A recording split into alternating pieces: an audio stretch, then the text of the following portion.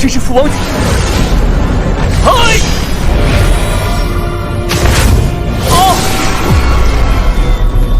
！Yo, halo guys, selamat datang kembali di channel Imam Tanto. Di video kali ini tentunya bakal melanjutkan alur cerita Donghua baru yang berjudul Fist Immortal The Seven Realms part ke-7-nya. Dan yang belum menonton part sebelumnya, silahkan cek di bawah deskripsi ya. Kita lanjut dari part sebelumnya. Liang Xi pun meminta izin kepada ibunya untuk melihat suku buaya. Hingga akhirnya Ratu pun menyuruh Jenderal Ao untuk mengantarkan Liang Xi ke sana. Setelah sampai di sana, Jenderal Ao pun mengatakan klan buaya sejak zaman kuno mereka selalu berbuat dosa dan mereka pun dihukum di sini. Ditambah lagi hanya bisa diampuni jika mereka memiliki jasa yang luar biasa. Walaupun klan buaya juga memiliki prajurit yang hebat, namun dikarenakan dihukum mereka tidak berguna. Mendengar hal itu, Liang Xi pun akan mencoba untuk berbicara dengan mereka. 可惜法令限制，让他们吗？明白，大人，请便。殿下问话，你。 Kemudian Liang Xi pun menanyakan nama salah satu dari klan buaya dan juga berapa banyak orang di suku buaya. Diketahui ia bernama Zhang Zulang. Ia bilang keluarga buaya sangat sedikit. Bahkan hampir semua orang yang ada di sini adalah suku buaya. Mendengar hal tersebut, Liang Xi pun mengatakan sayang sekali prajurit terbaik hanya menjadi kuli di sini. Ia pun menanyakan kepada Jenderal Ao mungkin ada pengampunan untuk mereka. Jenderal Ao pun menjawab hal itu benar adanya. Namun masalah ini harus dilaporkan dulu pada Ratu. Hingga akhirnya Liang Xi pun meminta Zulang untuk menunjukkan kekuatannya. Dan itu dengan menghancurkan sebuah batu. Setelah menunjukkannya, Liang Xi pun mengetahui pantas saja tempat ini menjadi hukuman. Dikarenakan jika dengan kekuatannya saja sulit untuk menghancurkan batu ini. 这石头以我的真力就。 Zulang pun bilang pertahanan ini merupakan atribut dari suku buaya yang mampu membuat kerusakan. Mendengar hal tersebut, Liang Xi pun akan melaporkan urusan klan buaya pada ibunya. Setelah sampai pada ibunya pun menunjukkan link Chengxi yang dikirim secara rahasia oleh guru Liang Xi. Liang Xi pun mengatakan pada saat ia ingin keluar, ia berjanji pada gurunya untuk mengirim pesan kembali. Namun Liang Xi menjadi heran mengapa masalah ini harus diselesaikan olehnya. 况且，若真的发生了真递个消息回去，这不了，我一个普通弟子回去就。 Tapi ibunya menyuruh Liang Xi untuk kembali ke Tiang Lingmen bersama Arya. Sedangkan rubah kecil tetap di sini selama setahun, yaitu sebelum berubah bentuk menjadi manusia. 还要待在龙魂蛋里1年才能化为人形。 Setelah hal itu, Liang Xi pun kembali ke Tiang Lingmen. Namun di saat itu Nona Xu pun ada di sana. Ia pun mengatakan bahwa Xian'er sangat mengkhawatirkan Liang Xi. Ia pun tidak menyangka bahwa Liang Xi sudah memiliki wanita lain. Padahal Xian'er sudah memberikan hatinya pada Liang Xi. Nona Xu pun mengingatkan Liang Xi untuk jangan mengganggu Xian'er lagi. 我说话偏激，让我给你道个歉。你既然执意假装，魏晋我也没冤枉了你。你这是什么意思？不知人心复杂，这道歉新人便不要再去招惹仙儿了。 Setelah hal tersebut, Arya pun memetik bunga dan langsung mengajak Liang Xi pergi. Namun di saat itu mereka pun dihentikan oleh Aula Hukum Cheng. Terlihat Aula Hukum pun meminta Liang Xi untuk menyerahkan senjatanya. 站住！戒律堂是干嘛的？你还没……梁希，把你的武器盘缠一并交。 Aula Hukum pun menjelaskan Aula Hukum adalah tempat untuk menghukum murid yang bersalah. Ditambah lagi statusnya juga tinggi di sekte. Mereka pun menduga Liang Xi telah bekerjasama dengan orang luar untuk menyakiti Tiang Lingmen. 戒律堂弟子盘查，本长老怀疑派毒瘤。别理他，我们走吧。被提告，哼，可惜摊上意图祸害天灵门，给我拿下！ Ia pun menyuruh bawahannya untuk menangkap Liang Xi. Namun Liang Xi dengan mudah mengalahkan mereka bertiga. 还不快上！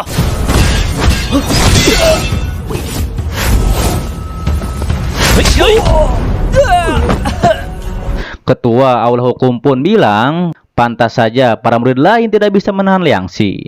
Dikarenakan Liang Xi sangat kuat, bahkan Liang Xi tidak menggunakan pelindung tubuh. Setelah hal itu, Liang Xi pun berhasil mengalahkan serangan yang dibuat oleh Ketua Aula Hukum.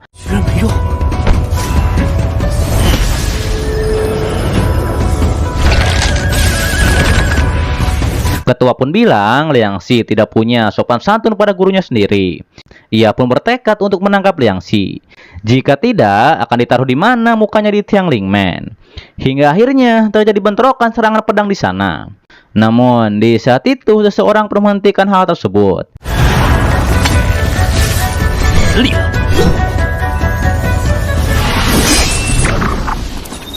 Dan ia adalah wakil ketua sekte yaitu Ning Sui. Ia pun mengatakan ramuan yang diberikan oleh guru Liang Xi, Nona Ning Sui lah yang membuatnya. Mendengar hal tersebut, Liang Xi pun langsung saja memberi hormat pada Ning Sui.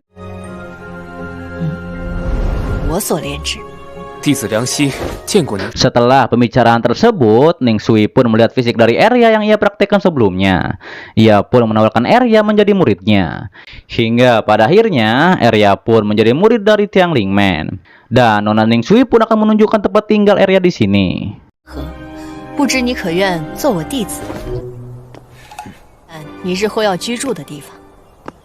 Kemudian Liang Xi pun bertemu dengan ketua Aoki dan juga tetua di aula utama. Ketua Aoki pun menanyakan apakah benar Liang Xi yang menyakiti beberapa murid dan juga tak menghormati guru aula hukum. Ketua Aoki pun bilang Liang Xi harus dihukum dan menghapus kekuatan sejatinya. Namun Liang Xi membela ia melakukan hal itu dikarenakan suatu alasan.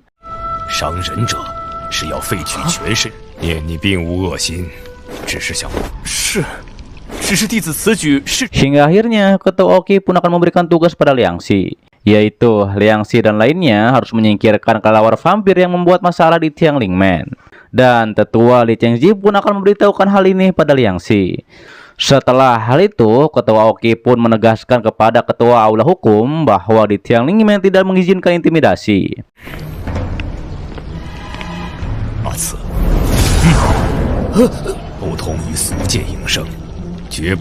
Sementara tetua Chengji bilang kepada Liang Xi bahwa Liang Xi sangat beruntung hari ini, dikarenakan ketua Aoki melindungi Liang Xi, karena di Tianlingmen memiliki aturannya sendiri.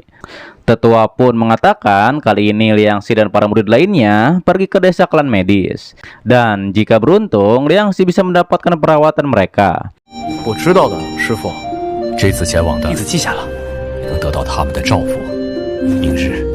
Setelah hal tersebut, ketua tim Suyuro dan lainnya pun memperkenalkan dirinya. Mereka pun bilang mereka dari Tianlingmen. Terlihat seorang kakek yang merupakan kepala desa, ia pun muncul di sana. Dengan sedih ia bilang untungnya Yuro dan lainnya tiba di sini, dikarenakan takutnya keluarga medisnya sudah tidak ada lagi. Ia pun menjelaskan bahwa kelelawar vampir datang ke desa medis 2 minggu lalu.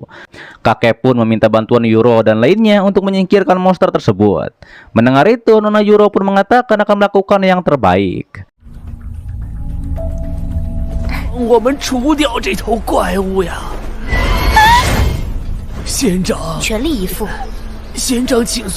Setelah hal itu, Liang Xi dan lainnya pun diantarkan ke tempat kelelawar vampir yang biasanya muncul. Kemudian mereka pun diberikan benda untuk menutupi nafas, dan alat itu bisa digunakan untuk menipu persepsi kelelawar. Hingga pada akhirnya mereka pun akan memakai benda ini.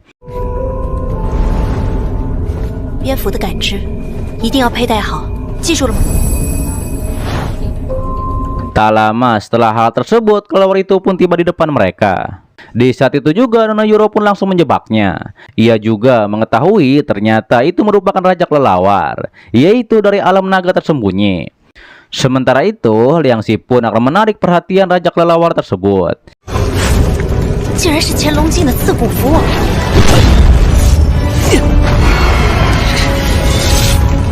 Di sisi Nona Yuro dan murid lainnya, mereka pun akan membuat formasi pedang.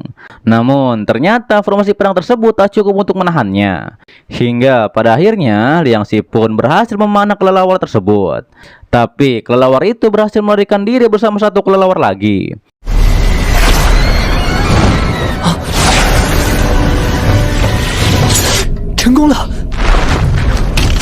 Mengetahui di gunung ini ada 2 kelelawar, Liang Xi pun menyarankan untuk menunggu terlebih dahulu. Dengan begitu, mudah untuk mendapatkan perhatian dua kelelawar. Liang Xi juga mengetahui bahwa dua kelelawar ini memiliki basis kultivasi yang rendah, yang membuat kelelawar tidak bisa melihat Liang Xi dan juga lainnya. Kemudian, Liang Xi pun akan memanah satu kelelawar dikarenakan kelelawar itu akan berevolusi. Dikarenakan setelah memakan temannya sendiri. Setelah memanahnya, Liang Xi pun menyuruh Nona Junro dan lainnya pergi. Dikarenakan kelelawar ini lebih kuat dari seekor naga. Namun di saat itu Nona Junro pun justru menyuruh murid lainnya untuk pergi. Sementara itu ia akan di sini untuk membantu Liang Xi.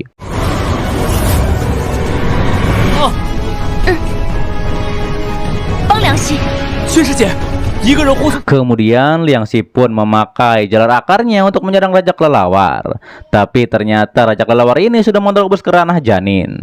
Hingga pada akhirnya Liang Xi dan lainnya pun melarikan diri ke atas. Namun dikarenakan di atas tidak ada tempat untuk bersembunyi, Liang Xi dan lainnya pun bersembunyi di dalam hutan.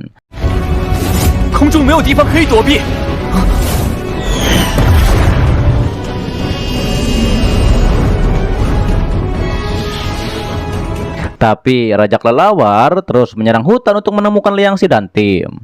Di saat itu, Liang Xi pun memanah ke arah lain untuk menarik perhatian Raja Kelelawar. Hingga pada akhirnya, Liang Xi dan lainnya pun berlari menghindari Raja Kelelawar tersebut.